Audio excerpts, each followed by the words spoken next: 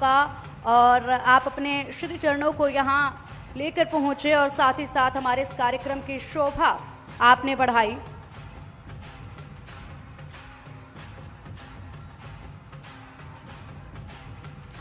और अब मैं चाहूंगी कि ऐश्वर्या मैम मंच पर पधारें और इसी के साथ साथ हमारे खास मेहमानों का स्वागत करें स्मृति चिन्ह देकर, क्योंकि मेहमानों का जो स्वागत होता है वो परंपरा है हिंदू धर्म की, वो परंपरा है सनातन की, वो परंपरा है हमारे देश की, हमारे संस्कार हैं।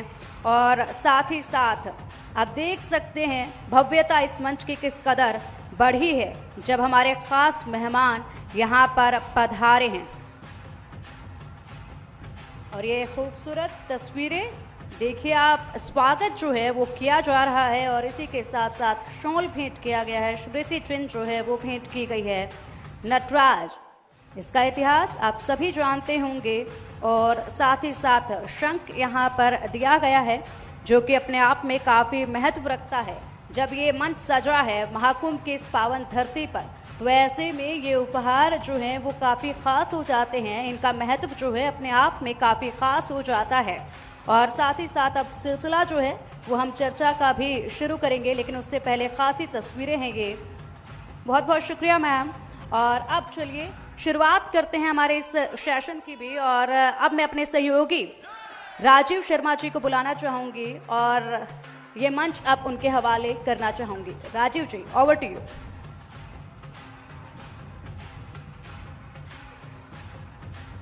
समय तो ईश्वर ने दिया है और हम उस समय के मुताबिक चलेंगे। जितेंद्र आनंद जी मेरे साथ इस वक्त हैं, नरेंद्र आनंद जी मेरे साथ हैं और इनके साथ हम चर्चा करेंगे चीज़ों को जानने की। मैं जब मुझे ये जिम्मेदारी दी गई कि मुझे आप दोनों महानुभावों से धर्म पर ज्ञान लेना है, मैं चर्चा नहीं कर सकता क्योंकि आप जैसा ज्ञान मुझे तक नहीं है, मेरे दर्शकों तक नहीं है, तो मुझे समय दिया गया 11:10 का। इनको अंक ज्योतिष के हिसाब से देखूं तो 3 आता है और 3 का अंक बृहस्पति का होता है और बृहस्पति की काल गणना के हिसाब से महाकुंभ चलता है। तो ये समय मेरे हिसाब से मुझे बहुत उपयुक्त लगा। लेकिन आपसे जितेंद्र आनंद जी मैं शुरुआत करना चाहूँगा। हम धर्म को जिस आधार पर लेकर चलते हैं और भारतीय सनातन धर्म की जो ध्वजा है वो महाकुंभ में आकर ऐसा लगता है कि बहुत ऊंची फहराती है।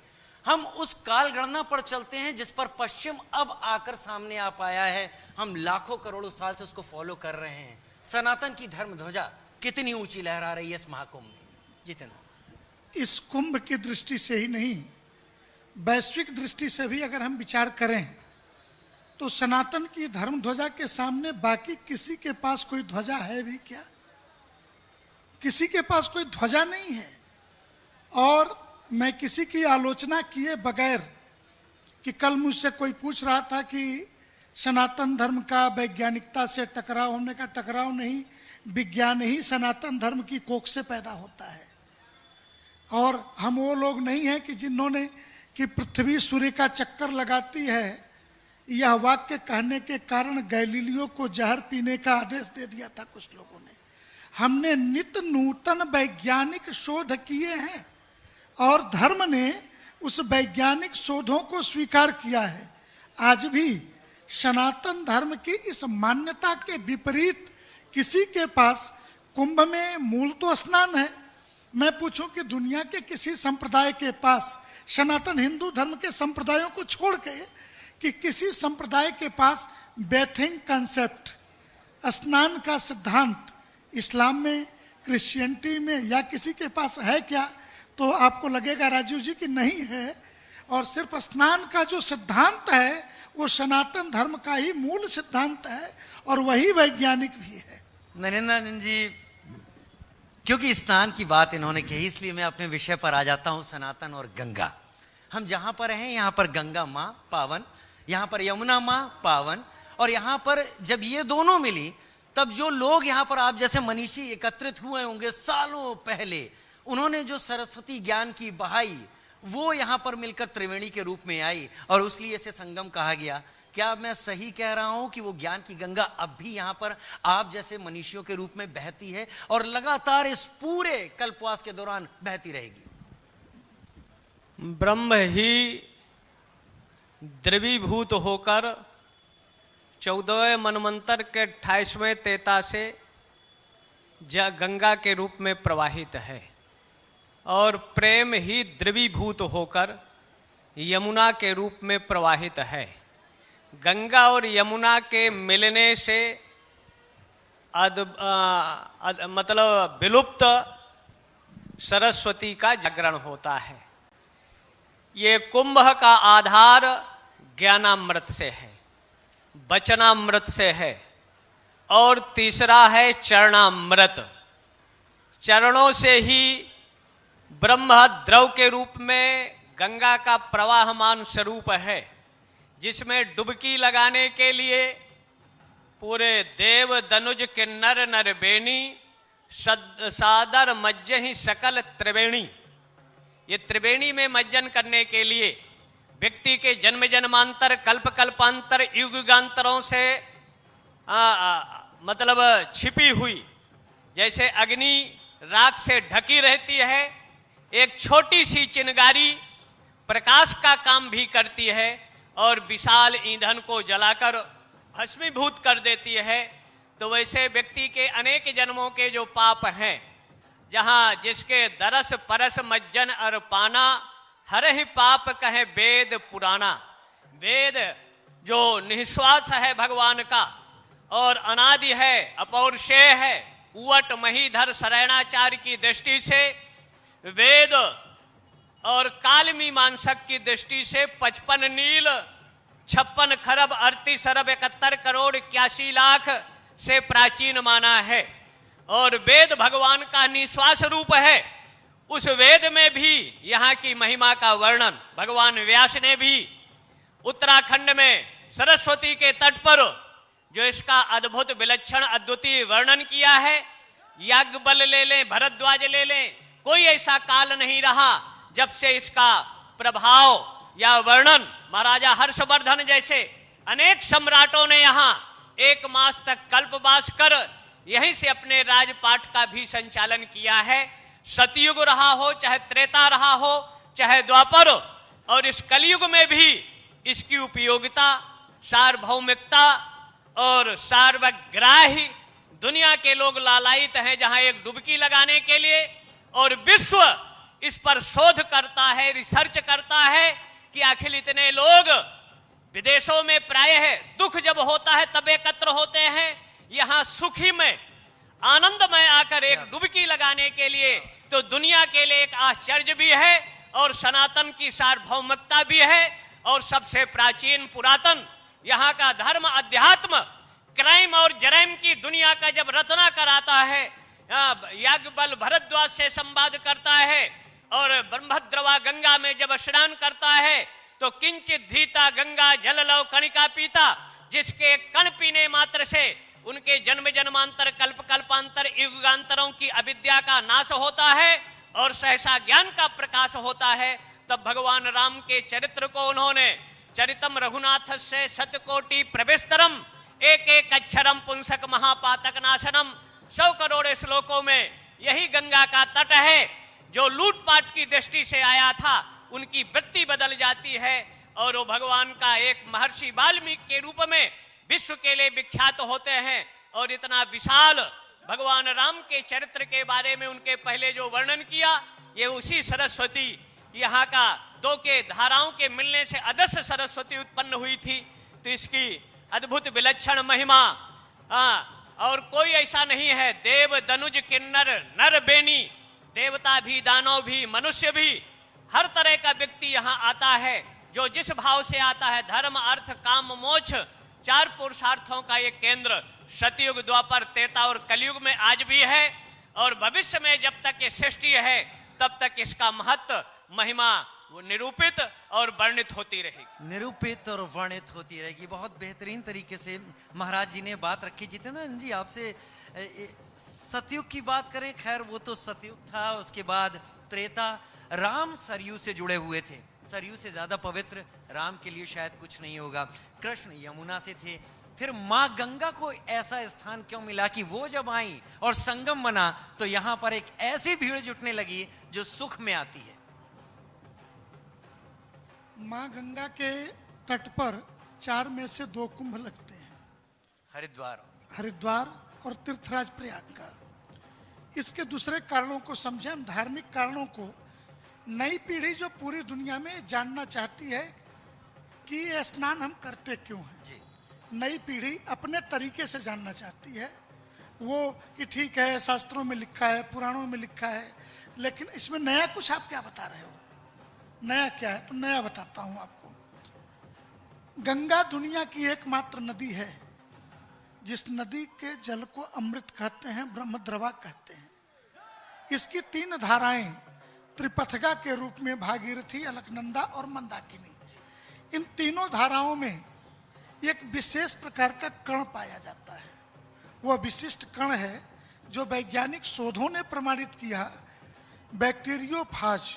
बैक्टीरियोफाज बेसिकली वायरस है, और इस वायरस पर पहला काम सोवियत रूस ने 1971 में प्रारंभ किया था मॉस्को के अंदर, कि जब एंटीबायोटिक चिकित्सा प्रणाली नष्ट हो जाएगी, और ये नष्ट हो रही है एड्स के कारण और शुगर के कारण, ज़्यादा परिमाप में एंटीबायोटिक देने के कारण अब दिक्कत हो रही है। तो कहा कि उस समय कौन सी दवा काम करेगी, तो बताया कि बैक्टीरियोफाज चिकित्सा प्रणाली के रूप में हमें लाना पड़ेगा। तो बैक्टीरियोफाज इस वायरस का, ये सिर्फ गंगा की ही 3 धाराओं में, ऐसा नहीं कि हिमालय से अन्य नदियां नहीं निकलती। हिमालय से जो नदी उत्तर की तरफ उतरती है वो चाइना के रास्ते होकर के असम में आकर के ब्रह्मपुत्रा मिल जाती है। जो दक्षिण दिशा में उतरती है तो वो 2 भागों में बहती है। पश्चिमाभिमुख जब होती है तो वो पंजाब बनाती है 5 नदियां मिलकर के, और पूर्वाभिमुख होती है तो अलकनंदा, भागीरथी, मंदाकिनी, ये तीनों धारा देवप्रयाग में आकर के गंगा बनाती हैं। और इसकी जो गंगा की धारा बहती है, इसके जल में स्नान, और मैं अभी भी बार बार कहता हूं कि समूह स्नान की कल्पना जब हजारों वर्ष पहले हमारे ऋषियों ने की, तो उन्होंने ये नहीं बताने का प्रयास किया कि समूह स्नान से क्या लाभ होगा। लेकिन वर्तमान में जो मैं बता रहा हूं, काशी हिंदू विश्वविद्यालय के गंगा रिसर्च सेंटर में प्रोफेसर यूके चौधरी की अध्यक्षता में 5 देशों के वैज्ञानिकों ने जो न्यूनतम रिसर्च 2014 में प्रस्तुत किया, उस रिसर्च में कि ये समूह स्नान शरीर में इम्यूनिटी को बढ़ा देता है। समूह स्नान। लेकिन पिछले कुछ दिनों से जिस तरह की बीमारियां आई, कहा गया इनसे बचा जाए, और उन बीमारियों में शरीर में मांग क्या रहे थे, इम्यूनिटी। मैं आपसे पूछता हूं कि ये जो WHO बता रहा था कि आप ऐसे रहिए, इतनी बार हाथ धोइए, WHO आज तक कोरोना की कोई दवा क्यों नहीं बता दिया? कोई एक दवा बताइए जो उसने कोरोना के बारे में बता दिया हो। लेकिन हम बार बार कह रहे हैं इस बात को कि ये वैश्विक षड्यंत्र हो सकता है। दुनिया के अन्य देशों में बेथिंग कंसेप्ट नहीं है, लेकिन समूह स्नान के द्वारा व्यक्ति का इम्यूनिटी सिस्टम बढ़ेगा, ये वैज्ञानिक रिसर्च है। और यही समूह स्नान कुंभ के मेलों की प्राण वायु है। जितेंद्रानंद जी जो कह रहे हैं गंगा जल लाकर आप अपने घर पर रख कर देख लीजिए, वो खराब नहीं होता, उसके पीछे की वही बात है। नरेंद्र नंदन जी, एक सवाल मेरा आपसे, मैं प्राण प्रतिष्ठा के समय अयोध्या में मौजूद था, और उस वक्त मैं कार सेवकपुरम में था, और एक सन्यासी से मेरी भेंट हुई। मैंने उनसे कहा कि मैं बहुत भाग्यशाली हूं जो इस समय यहाँ पर हूं। उन्होंने कहा नहीं, आप भाग्यशाली नहीं हैं। समझ में नहीं आया मुझे कुछ देर तक। मैंने कहा इसका मतलब बताइए। कहते हैं आप सब जितने यहाँ पर हैं, क्या भारत में सभी लोग इस वक्त अयोध्या में हैं? मैंने कहा नहीं। क्या उत्तर प्रदेश के सभी लोग अयोध्या में? मैंने कहा नहीं। तो आप वही आत्माएं हैं जो त्रेता में थी, ईश्वर ने आपको यहाँ पर वापस बुलाया है। मैं अवाक रह गया उनके जवाब से। क्या महाकुंभ में आने वाले 144 साल बाद जितनी आत्माएं यहाँ पर हैं, ये वही हैं स्नान करने के लिए आ रही हैं?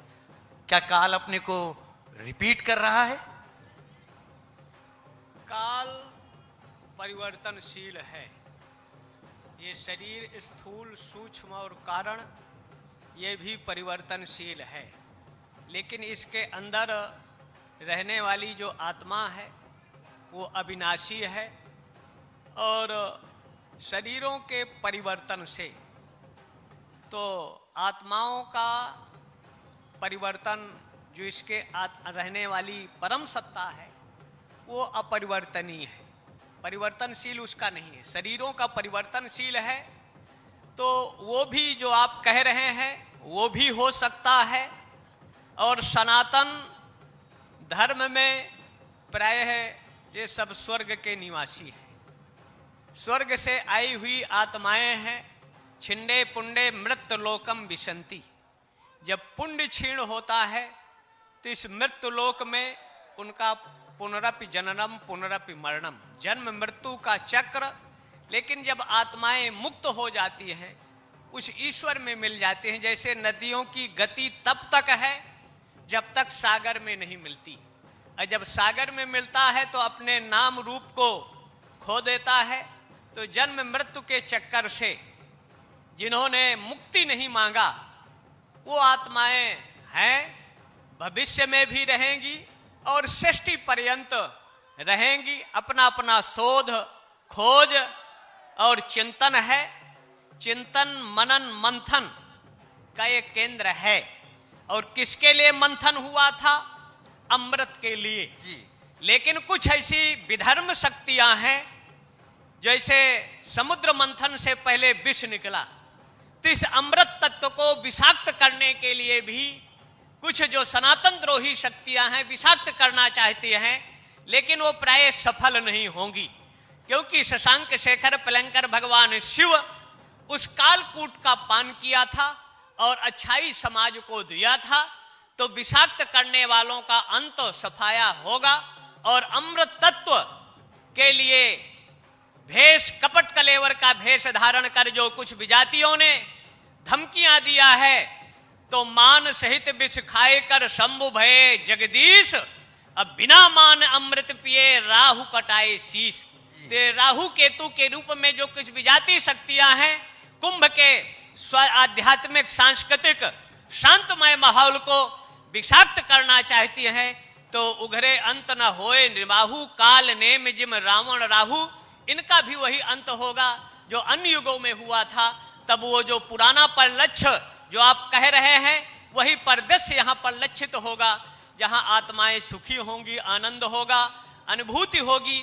बहुत सा विषय वाणी का नहीं रहता, वो अनुभव का रहता है। जैसे मूलाधार से गुदस्ती और तिकस्ती के मध्य से जब कुंड कुंडली को हम जागरण करते हैं खट चक्रों के माध्यम से, तो जो साइंस है वो चक्रों को अगर डॉक्टर चीर फाड़ करेंगे तो उनको चक्र नहीं दिखेंगे, लेकिन जो साधक हैं, उपासक हैं, वो ऊर्जा के केंद्र हैं, उनको उनकी अनुभूति होती है।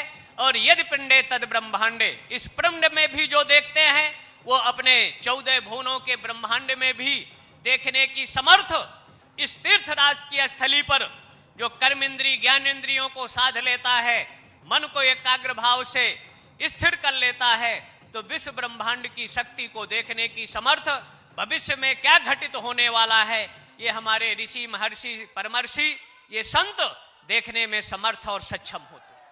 जितेंद्रानंद जी, आदिदेव महादेव शिव ने जब विष पिया तो नीलकंठ कहलाए। आज नीलकंठ हमारे बीच में है, वो दैवीय लोग हैं। क्या आपको अनुभूति होती है? और एक सवाल ये भी मैंने आज भी पूछा था, किसी ने मुझसे कहा कि पहला स्नान जब होता है तो वो दैवीय आत्माएं एक आंधी के रूप में इस त्रिवेणी पर आती हैं।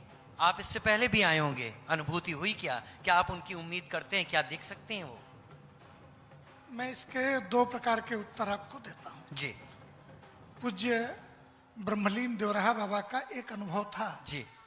कि लोगों ने पूछे कि क्या कुंभ के जो पूर्व का नाम था शाही स्नान, जी, अभी अमृत स्नान उसको शब्द दिया इसको है। भी स्पष्ट करें, क्योंकि ये चर्चा का विषय है। ये शाही स्नान क्यों है, ये भी स्पष्ट कर दिए। मुगल काल में उसे शाही कहा गया। शाही सवारी देवता की होती है, धर्म ध्वजा की होती है। हम अखाड़ों के बीच में व्यक्ति महत्वपूर्ण नहीं होता, निशान और देवता महत्वपूर्ण होते हैं।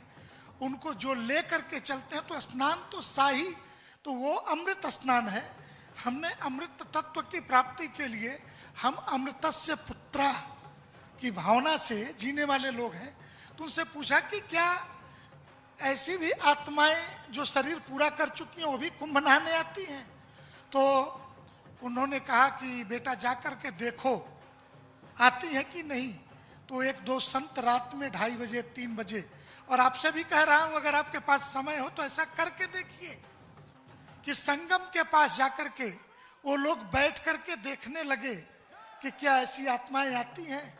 तो कुछ तारे आसमान से गंगा जी में समाते थे, संगम में, फिर निकलते थे, जाते थे।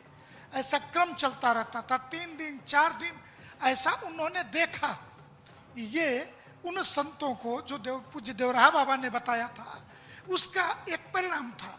एक दूसरी बात, आप गणना करा लीजिए कि कितने नागा सन्यासी हैं अखाड़ों के अंदर, और अभी आप अखाड़ों में अपने कैमरे को घुमा के चले आइए सारे अखाड़ों में, और जब शाही स्नान के लिए ये नागा निकलेंगे तो उस समय जरा ड्रोन कैमरों से उनकी फोटो ले लीजिए, तो आपको दोनों के संख्या का अंतर पता चल जाएगा।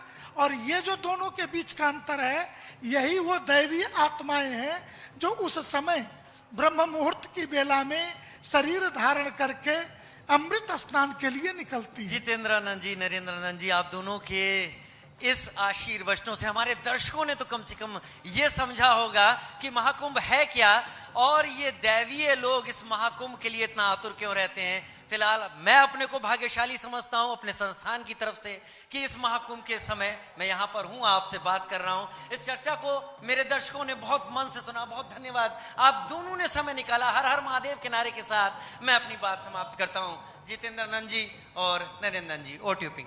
महाराज जी, बहुत बहुत शुक्रिया आपका पधारने के लिए, समय देने के लिए, और ये विशेष कुछ बिंदु थे सनातन धर्म को लेकर जिस पर चर्चा की आपने, और ये जो ज्ञान की ज्योति यहाँ पर आपने जलाई, काफ़ी ज़रूरी थी इस महाकुंभ के पावन धरती पर। बहुत बहुत शुक्रिया आपका।